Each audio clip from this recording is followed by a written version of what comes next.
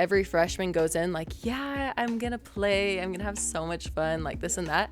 But Juddy actually asked me to redshirt that year. Like the biggest jump you can make, in my opinion, is like from your freshman to sophomore year. So when draft day came, like I was really hoping, I was watching the TV and like, please. Yeah, you're like, say my name. Come on. No, for real. Please say my name. What's up, everybody? Welcome back to Benconnected. Absolutely stoked to have you guys here. Appreciate all the love and support that you guys have given on the last couple of videos. We've had a lot of great guests from all different walks of life, which has been super cool. So make sure to like, follow, and subscribe. Also, want to shout out our sponsors, Dunk Cookies out in Saratoga Springs, Utah. Best cookie in the game. Also, Lodge 33, best hat in the game. All right, guys, today's guest is super cool, and we're super excited to introduce her to everybody. Make sure to really tune into this episode. She has a lot of great nuggets. She played at a very high level. She played at BYU, played in the WNBA for a little bit. Now she's coaching collegiate basketball. We got Paisley Harding with us. Hi. Paisley, what is up? I'm just a business girl now, you know? I have a job. That's big time, right? Paisley was, known as a hooper. You still are involved with hoops, but known as kind of, that was the identity. Now I'm on the other side. Yeah, now you are, creating the drills, not doing the drills. Exactly, yeah. It's different. Let's just go back a little bit. Obviously, that's where you're at now. Let's bring it back. So, you're playing high school basketball from Washington. What was that like as far as leading you to BYU? Well, like Washington, in my mind, especially back then, was like ahead in basketball when it came to like girls. Okay. Like I would say here in Utah, it was not as advanced. Like here, I was talking to a couple of my teammates when I first got to college. I'm like, volleyball here in Utah is way more advanced high school wise than Washington, but vice versa with basketball. So there's just a lot of competitive club teams that people are trying to be on, and Washington is beautiful. Like if you haven't been there, make sure to go to Washington because it is unreal. I actually just went to the Oregon Coast for the first time. Washington. So did I. Wait, really? For the first time? For the first time in the beginning of August. Do you go to like August. Cannon Beach and all that? Yeah. Isn't that where like the big rock is? Yeah, the Goonies was filmed there. Yes. Yes, it was fire. So I just went there like 2 months ago. Okay. That's crazy. I was there too for the first time. No, that's a beautiful area. Okay, so you're playing basketball there, further advanced. How was the recruiting process out there then? If obviously it's advanced, you're playing, traveling ball, like what was that like to lead you to BYU? Pretty much what happened is after my freshman year of high school, I went to one of BYU's just week-long camps where I stayed in the dorms, just had a really like fun time playing basketball, whatever. Yeah. And so I go, and that's when I'm like discovered. Okay. That's when Jetty sees me, my other assistant coaches see me, and then they start following me for the rest of the summer, pretty much. At the end of that summer during volleyball season, with recruiting and stuff like this, it really doesn't matter. It's just a whole bunch of compliance stuff. But up until your junior year, you're not like, the colleges aren't allowed to contact you. They have to reach out to like your club coach or your parents, I think, and then you have to call them. So I get a call like, hey, Jetty wants you to call him. This is from my parents. I'm like, okay. So I'm like, I'm in volleyball practice. Like, I can't do it right now. Yeah. So after volleyball practice, I go outside, just outside of my high school, and I call him, and he offers me. And I'm like, okay, I was such a naive kid, and nobody in my family had gotten, they never played collegiate, and we didn't have anybody in our distant family who did. So we were very new to this sort of thing. So yeah, it was just like an eye-opening, like. Yeah. So now I'm offered. It was my first one. Okay. It was my first one. My first and last one. Okay. Because my parents didn't tell me who was contacting me. Yeah. Anyway, I'll get to that later. But, yeah, so he offers me, and I'm like, oh, so cool. Like, thanks, Jetty. Yeah. Bye. Yeah. And then I go, my mom's there, and she's like, what happened? What did he say? I'm like, I'll see you later. I'm going to open gym for basketball. So I'm like, just make sure my AAU coach is home and dad's home when I get home. Yeah.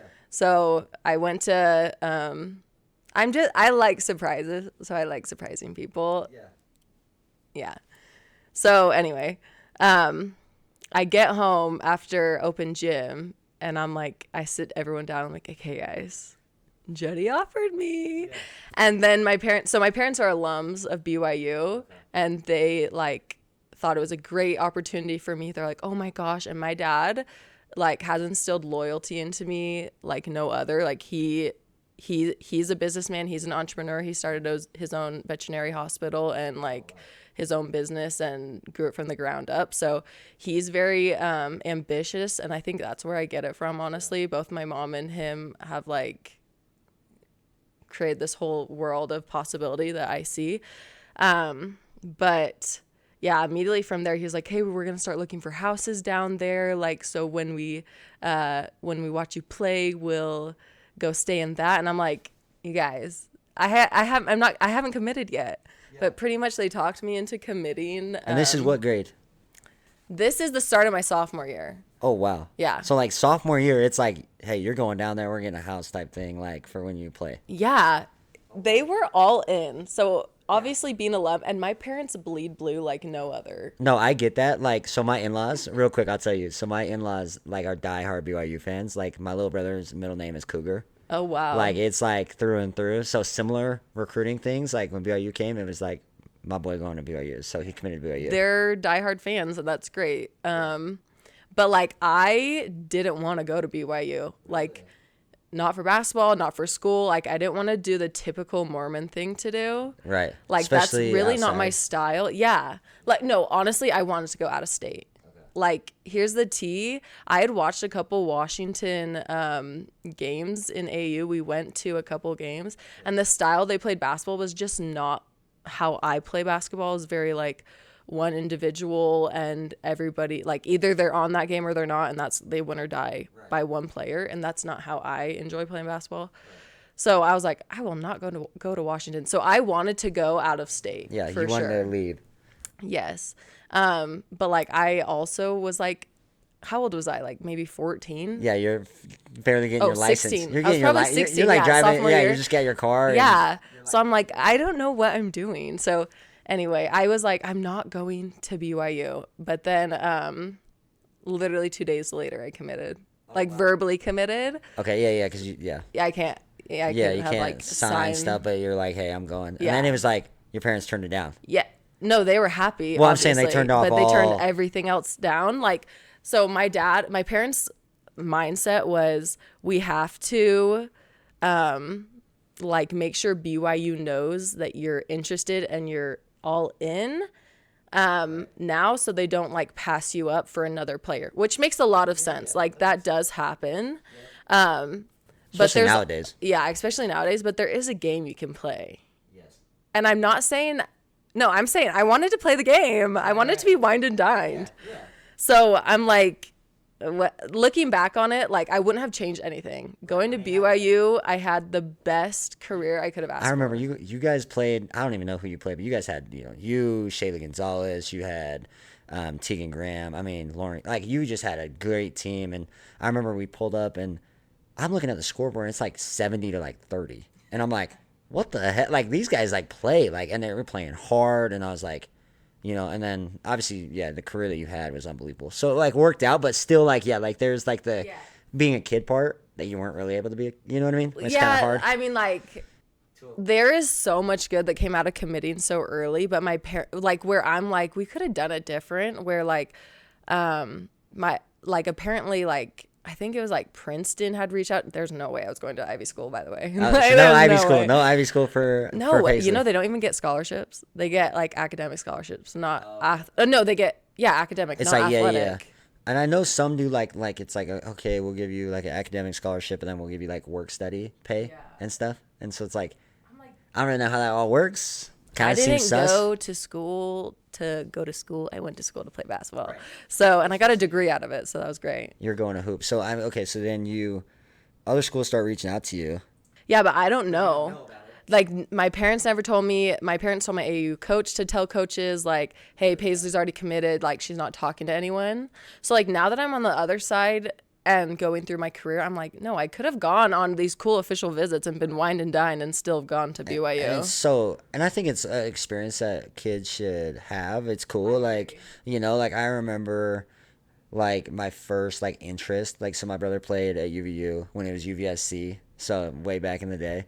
I was like the year after Ronnie Price, and like I was in the locker room with all those guys as a little kid. I was the ball boy. Like it was a super cool experience, and like I remember like it started getting interest from like even junior colleges, D2 schools, and like just that experience of even that they want you. Yeah. Even I'm not going to North Dakota, or like I'm not going to the random cities, but like just that like coach comes to practice and you're just like, oh, this is cool, Yes. And that kind of, it's an ego boost yes, for sure I didn't get. I didn't need any more ego boost really though, but see, that's what I always say. I'm like, I think it happened for a reason, that like things didn't go that way as far as my recruiting process, because I don't think I could have handled it the right way, and so I don't think I was blessed that way, and so I think I had to get it a little bit harder than most, because it was like, listen, if Ben was a ranked player or if he got anything, it would not be good. So it was like, you're not going to get those experiences until like senior years when I started like going on like visits, which was cool. But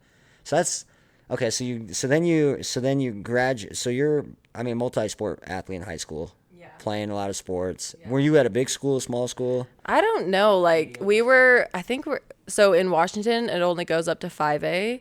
And I'm pretty sure we were like a 4A school. In my graduating class, there was, I think, 400, 500 kids. Okay. So, pretty big school. Yeah. And so you're playing multiple sports. You then go to BYU. Mm-hmm. So, the wait's over. You're at BYU. Obviously you're cooking, playing high school ball for obvious reasons, and now you're playing at BYU. How was that? Did you go transition straight in? So we had Cassie DeVageray, and she had just come off being the player of the year the previous year. Oh, wow. So she was hot. Right. And she was really good, and we kind of based the team around her. And then also another girl that came in from Utah named Malia. So they, like, for me, naively, every freshman goes in like, yeah, I'm going to play. I'm going to have so much fun, like this and that. But Juddy actually asked me to redshirt that year. Yeah. Oh, wow. And he said he asked me to redshirt because he knew that, like, he thought he knew how things were going to go, like in the sense of like, you might not have a lot of playing time this year, but I want you for your whole career. Like, okay. Yeah. And to be able to have you for your whole career. Saw the end of the journey. And for me, I'm like, okay. So did you redshirt? No. Okay. I love it. No, I didn't. Okay. So you just said. I thought about it and I was like, no, this doesn't seem like something I'm going to do. I know I'm going to play. And I ended up being like the 6th or 7th man on that team. Like I beat out other girls that they thought were going to play over me. Right. And that just wasn't the case. And the way I got on the court was just defense. Like I wasn't in there to score.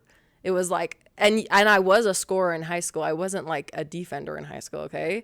So, I like took it personally in the sense of, okay, I want to play, and I know if I'm gonna play, I have to play defense and not be a liability like offensively.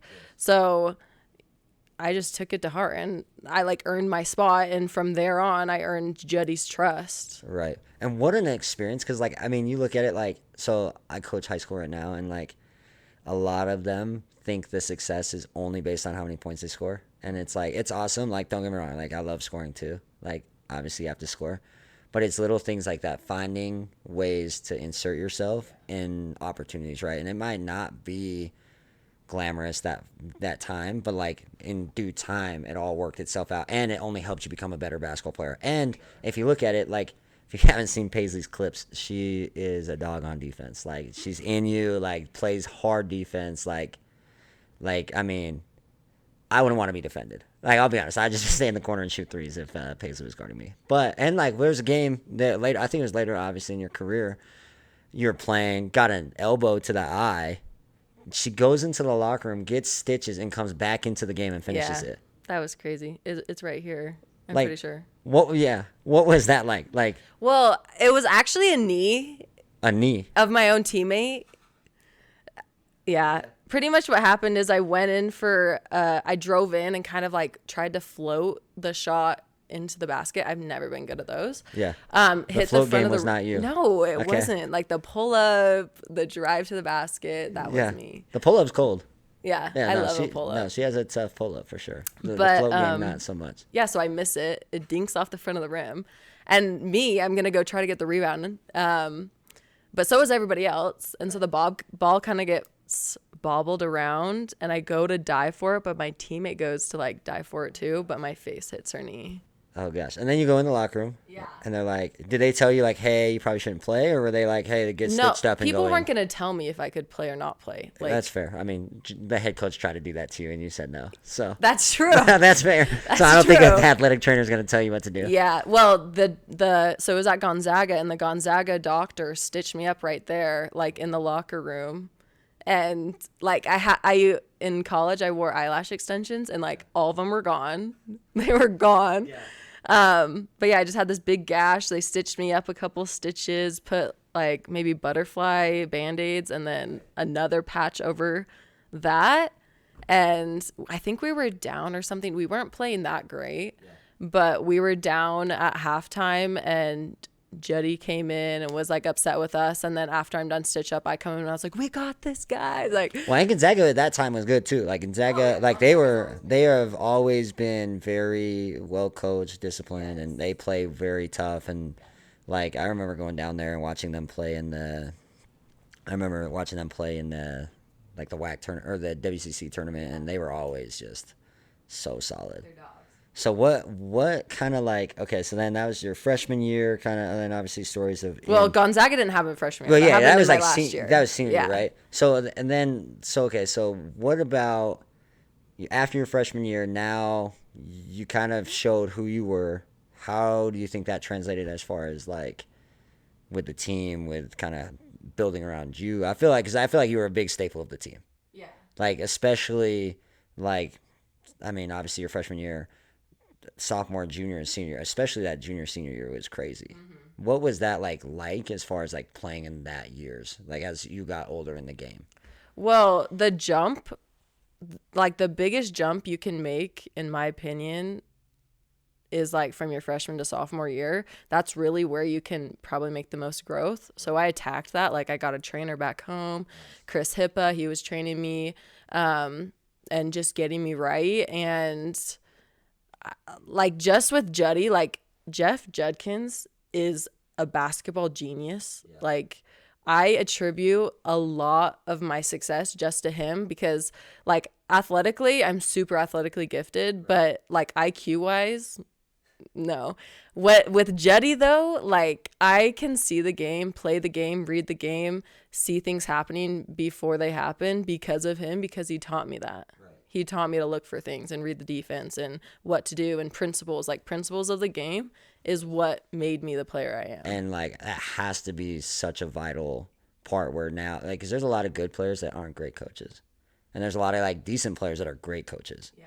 And it's kind of interesting, but I feel like it's those people that are like really invested into like learning the science of the game way more than like, yeah, like okay, you're athletic and you can score. Yeah. Like it's the like truly understanding basketball. What you said earlier about like, yes, your high school kids, all they want to do is score, and they think that's like what they can attribute to the game and be the best player. It's like the only thing successful. Yeah, in high school, every time like the local news would pick a player of the game, it's always the person with the most points. I'm like, that's so stupid, because I know so many of us have done so many little things that don't show up on the stat sheet that is the reason why we won. You know what I mean? 100%.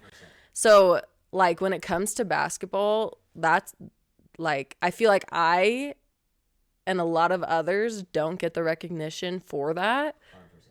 100%. Not like anybody that plays, where it's like, okay, if you actually know basketball, you can see like the players that are like making things go.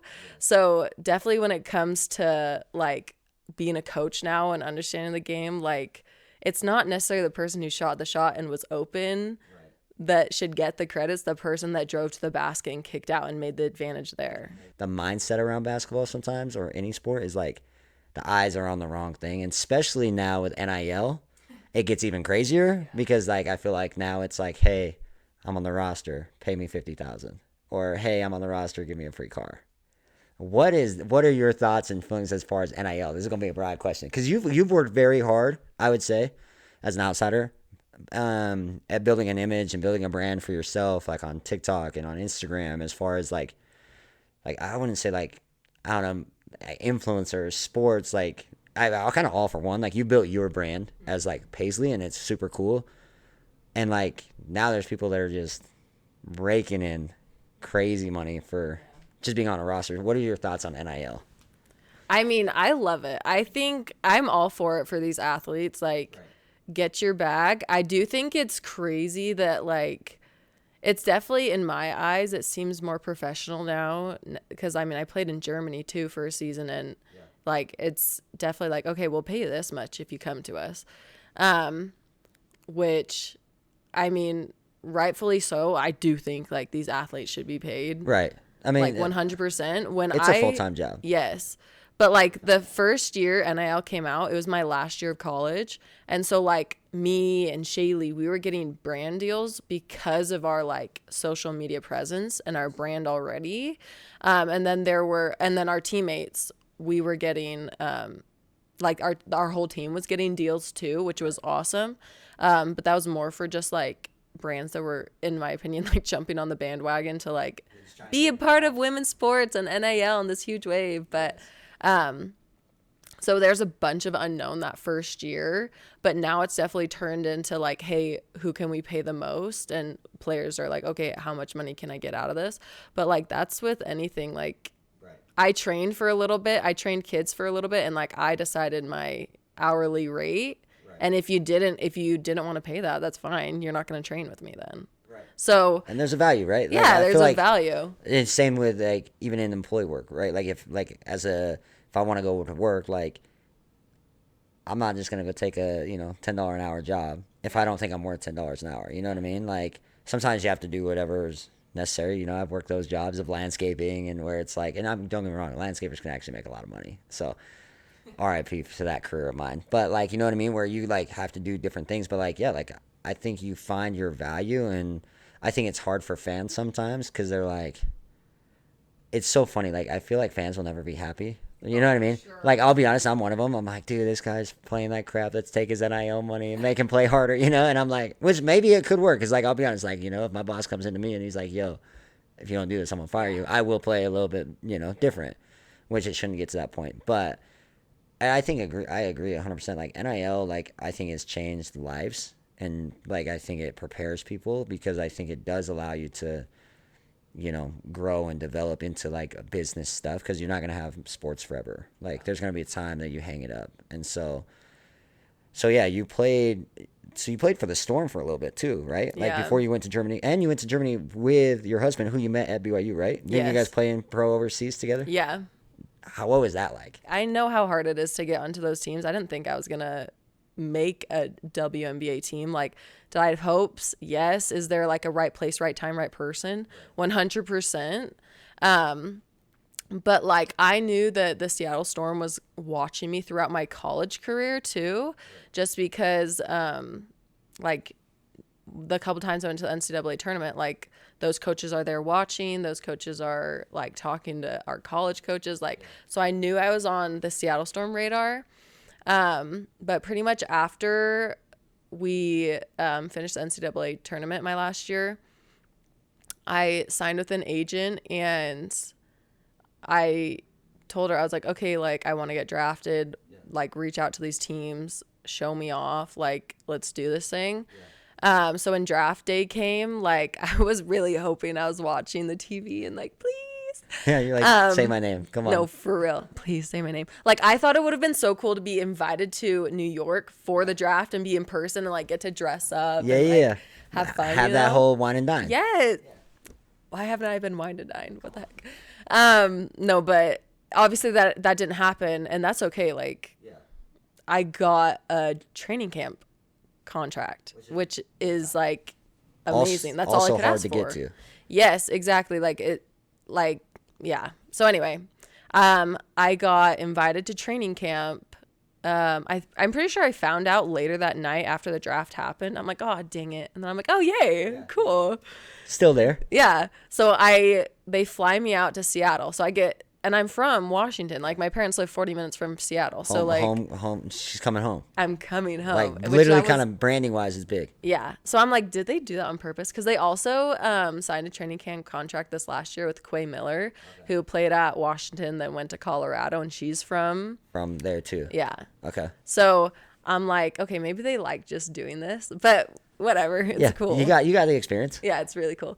But yeah, I was at training camp with Sue Bird, Brianna Stewart, Jewel Lloyd. Like, I mean, what was that like? I mean, those are legends. Yeah. I mean, so it was just great. And Sue Bird just was awesome. She's such a she was literally another coach. Like, you always want that coach on the court. But like, she legit was a coach with how long she'd been playing, how good she was. Like, it was so cool. So like, that experience, like, I was like, if this is what professional is like this is so fun. Yeah. I'm happy. Yeah. I'm good about it. You're like, I'm chilling. Yeah. So yeah, I didn't make the team though. I did get to play 2 games. I have my jersey. I have my warm up. Like, hey, that's big it's so time. cool. So then, right, how quick after that did you go to Germany? It was either a month later or like, because I left August, the last weekend of August. Connor went before me. So yeah, he went 2 weeks before me, got everything ready for me, and then I went. Nice. Wine and dined. Perfect. Finally yeah, my husband does wine and dine. Finally got it right. Hey, shout out Connor for getting it right. That's sick. Of course. So yeah, and then I went and played in Germany for a season, which was like such a crazy experience. Like, what was that like? It has to be like, I've heard some crazy stories from like pro hoopers that have played overseas that are like I mean, there's some cool stuff and there's some crazy stuff. Yeah. What's some insider? I got both. Like, okay, what's some stories? Come on, let's get a little story out here. Okay. Well, Connor and I are like a great friends over there that we'll have for the rest of our lives. We're going to their wedding next year. Because on his team, one of his teammates brought his girlfriend, and so we literally just like partnered up and we're like, hey, yeah, like, we're gonna do this together. Yeah, and it was great. Like, we'd watch RuPaul all the time with each other. Well, me and Callie did. Yeah. The boys were on the road trips, and we'd have like chili and family dinners. We had Christmas together and all this stuff. Like, a good family friend of ours is JC Carroll, who played at Real Madrid, and like, I mean, their games are wild. Like, it's just like full blown. Like, that is their city's game, you know. Is it similar in Germany? Yeah, like, basketball's not big in Europe, like, in the sense of like soccer's so much bigger, volleyball's so much bigger. Like, basketball is big, like, but it's not soccer. Yeah. And so these fans don't really know what's going on in the game, but that's totally fine. But they're cheering for you. Yeah. And like, every game, like Connor's and I's games, it was like sold out. Now, I'm not saying the arenas are huge. No, they're massive. But it's way packed. bigger than any NBA arena. Sold out crowds. No, it's big time. But it was packed. Like, and there were fans all the time, and like, they loved us. Like, and that's probably different because like BYU girls, while you guys were cooking teams, not people go. Well, yeah. You know what I mean? Like, so we definitely like, had more BYU fans than Osnabrück fans in the stands, but like, the stadium was tiny. Yeah, but I feel like that's like, I mean, it has to be a little bit different for y'all because like, or especially like you, because it was like, even when you were playing at BYU and you guys were winning a lot of games, like, not a lot of people still went to your guys' games. Like, you guys were like very good. And like, what would you say, like, obviously because you want to play in front of fans, like, just because like you're putting in a lot of work and effort and energy, whether like they know what's going on or not, like, it's still energy and stuff. So like, how, like, what would you say? Like, would you like be like, hey, more people just need to go to girls' sports, like, and just like go watch it? Well, I think it's happening. Like, it is. There has been big movements. There's been big movements and like, strides. Compared from my freshman year to my last year, because I played 5 years in college. Like, I say my last year because I can't really say my senior year because I played 5 years. Yeah. Anyway. Yeah. I mean, COVID was something else. Play the games. Yeah. You gotta play the game. Like, I mean, especially now, like, NIL, I'm like, take like 6 years, like, take a gray shirt, red shirt. Stay in college as long as you can. Those are the best resources, 100%. Especially, like, a lot of these people are probably gonna make more, and have better opportunities as far as who they're gonna connect to, than trying to go. Unless you're like a lottery pick and stuff like that, then it's a little different. But even then, Yeah, and in NCAA, like you're not gonna necessarily get cut from the team middle of the season unless crazy things are happening. Overseas, you can get cut whenever. Like multiple girls got fired from on my team. Yeah, like if they're not performing, you're gone. Right. We talked about that, right? Like hit the performance thing of like there's value, you know, and so Yeah. it's like It's a job. like it's a career. So yeah, what was COVID like as being a collegiate player? Like how like Oh my gosh, it was so annoying. so brutal. Every single day we'd have to spit in this vial. Yeah. And this is so gross, but you had to do it. I would start saving my saliva in my mouth when I left my house so I could spit it into this vial and get enough because you had to get it to the line. And so I didn't have to sit there for like 30 minutes before practice. So they didn't make you do the nose ones? Because those ones suck. No, I don't think That one we was did brutal. those as often. When we were at the NCAA tournament during COVID, we did that every day. And they shoved that thing back there. Well, how do you like prepare? Like, I mean, for me, like, I'm as everyone can know, I'm a talker. So like, I like to talk. I like to. I mean, obviously, there's times where I get more serious, but like, I want to like kind of get loose and be chilling. So I don't know if I could have sat in a room like that and then gone and played at a high level. Yeah, like that's impressive. Well, and there was like a eating room, like our food room, I guess, that we'd all go to as a team, and we'd have to sit like two at a table, and then we'd close the doors, and then we'd be like, yeah, like, so we're gonna party. No, I literally. was going on my For You page and stuff on Instagram, and it was like this cookie shop, and it was called Dunked, and I was like, this seems cool, and it's like a sneaker shop vibe, total like sports, super cool vibe. Anyway, I got us a box to partake of here on set. I'm always down for a sweet treat. So we got, here you go. So it's in a shoebox, Cute. which is fire. So super smooth. Shout out Dunked for hooking us up. Oh my gosh, wait, yeah, and they even have the tissue. Oh no, this is like big time. This is so cute. I can pick one? Yeah, pick a cookie. We're going to eat it right here on the set. So what we got? What options we got Okay, today? we have cookies and cream. Oh, the cookies and cream slaps. Is it that good? one's crazy. That one's my favorite. For the gram, so that's like a s'mores one. Yes, that one's also good. Oh my gosh, wait, what? It's crazy. This is wild. That's crazy. Are you going to put this in?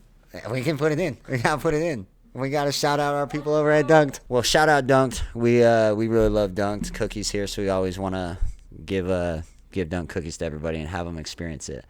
But I would say, you know, just to end the episode, I would say, what kind of connections and how have you been connected and how have you seen connections in your life help you get to where you're at? Well, like networking is everything. Yeah. That's like, I feel like that was what was like pushed into our heads in college all the time. Like network, go to this because of that.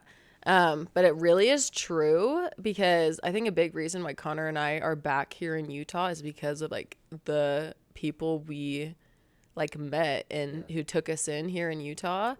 I mean, even just getting my coaching job now in college, like it's because I knew Dan. Dan coached me for 2 years at BYU. So like, it's just honestly, yeah, I mean, connections are everything for, I think, getting anywhere you want to get to. What advice would you give? Because we talked about it a little earlier. Sometimes kids have a little misconception as far as like what's, not that scoring's not valuable, but as far as like a recruiter, like what advice would you give to a young athlete in high school? I remember a story, I think it was like my freshman year of college, and coach goes like, does everyone know their role on their team? Like, if you don't know your role, raise your hand. And like, I look around, I'm like, wait, I don't know my role. So like, like, wait, tell me. I'm like, literally, wait, I want to know. Like, knowing your role for a basketball team or for anything, like what your role, when you get a job, like what's my role? What are the things you expect of me and whatever. Like these are adults, like especially at the college level, like these are adults you're working with, treat them as such, like tell them like what their role is on the basketball team. It might not always like taste good, you know what I mean? It might not always feel good coming from like maybe being a star in high school and then coming to college and being like, hey, your role is to actually be on the bench this season. Like that's just how it is. But like, I don't know, that honest communication of like knowing where you're at, I think can be a huge asset to a lot of players, because then it will allow them to like really hone in on that. And you can always break out of that role and become a different role. I think you hit it perfectly. I think it's such a powerful thing too, where like, yeah, like when you apply to a job, like you have a description. It's like, hey, this is what you do, you know? And Sometimes it's not awesome. You're like, dang, like I have to take out the trash. Like this sucks. But like that doesn't have to be your role forever. But like in those moments, being great in those things like allows everything else to work. And I think you said it perfectly. And I think a lot of people can understand that. It only helps them. But with you being a new coach at UVU, I did partner up with Lodge 33, best hats. Like I love their hats. Like that's all I wear. I got rid of every hat besides theirs. And I wanted to hook you up with a hat for this season. So again, we kind of were thinking about what we can do for you. Well, what he could do for you, and this is what we came up with. This is sick. So that's the Lodge 33 UVU hat. This is sick. I love it. It's fire. Okay, I'm gonna put it on. You might need to put that on. That's see tough. How it looks. I don't always know if I look good in No, that's solid. Does it look good? That looks good. Solid. The girls are gonna love this. Hey, maybe what we do. Hey, let's shout out Lodge, and maybe let's get a hat deal or something for UVU girls. Oh my gosh, we should do that. Okay, that could be fire. I'll contact you. We should get this hats could be for fire. The girls. It could be tough.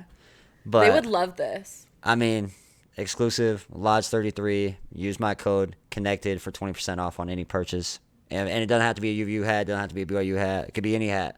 20% off if you use code Connected. But that hat's tough. Paisley, thank you so much for coming on. I want everyone to make sure to follow her on her social media platforms. Make sure to like it, comment, share her page. Be tapped into what she's going to do. She's going to do a great job at coaching at UVU this year and everything else she's doing as far as her brand. Again, thank you guys for being here, following, liking, sharing. Make sure to continue that. And thank you so much, Paisley. Thanks, Ben. This was fun.